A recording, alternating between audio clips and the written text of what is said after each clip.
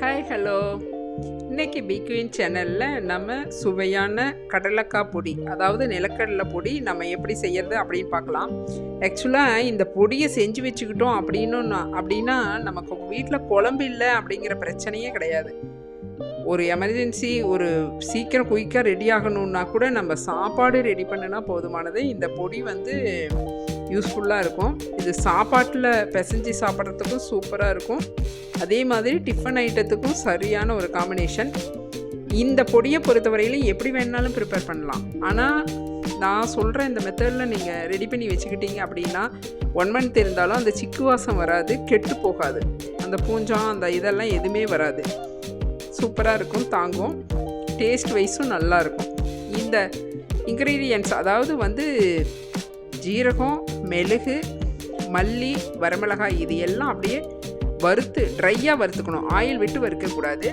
அதே மாதிரி இதுக்கு தேவையான உப்பையும் நல்லா வறுத்து போடணும், அப்படியே போட்டு அடிக்கக்கூடாது. ஏன்னா உப்பில் இருக்கிற ஈரப்பதம் சீக்கிரம் இந்த பொருள் கெட்டு போகிற மாதிரி பண்ணிடும், சிக்கடிக்க வச்சிடும்.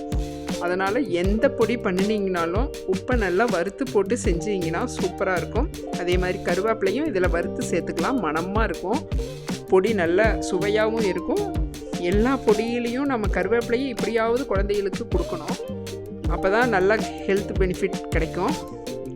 இப்போ நம்ம இந்த வறுத்த ஐட்டங்களை எல்லாம் போட்டு மிக்ஸி ஜாரில் நல்லா அரைச்சிக்கலாம். ஏன்னா இதோட சேர்த்து நம்ம கடலை பருப்பையும் சேர்த்து அரைச்சோம் அப்படின்னா அதிலிருந்து ஆயில் ரிலீஸ் ஆகும். அதனால் இதை தனியாக இது பண்ணிவிட்டு கடலை பருப்பை போட்டு சும்மா ஒரே ஒரு ஓட்டுனா போதும்.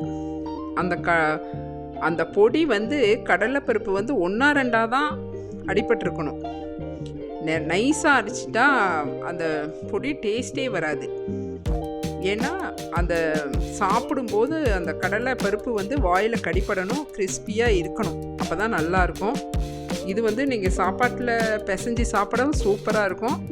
அதே மாதிரி நம்ம தோசை செஞ்சு தோசை மேலே நல்லா இதை தூவி விட்டு அப்படியே வேக விட்டு அதை அப்படியே மடித்து கொடுத்தோம் அப்படின்னா பொடி தோசை சூப்பராக இருக்கும். கடலை பொடி தோசை நம்ம நார்மலாக பொடி தோசை அப்படின்னா நம்ம மசாலில் செஞ்சது தான் போட்டு சாப்பிடுவோம். ஆனால் இந்த மாதிரி கடலைப்பருப்பு, எள்ளு இதுலையெல்லாம் பொடி தோசை செஞ்சு கருவேப்பிலை இதுலையெல்லாம் பொடி தோசை செஞ்சு சாப்பிட்டா ஹெல்த்தியாக இருக்கும். இது அவசரத்தில் நம்ம ஒரு 2 தோசை குழந்தைகளுக்கு ஸ்கூல் போகிற அவசரத்தில் செஞ்சு கொடுத்தோன்னா அவங்க ஹெல்த்தியாக ஃபீல் பண்ணுவாங்க. இதே மாதிரி செய்யுங்க.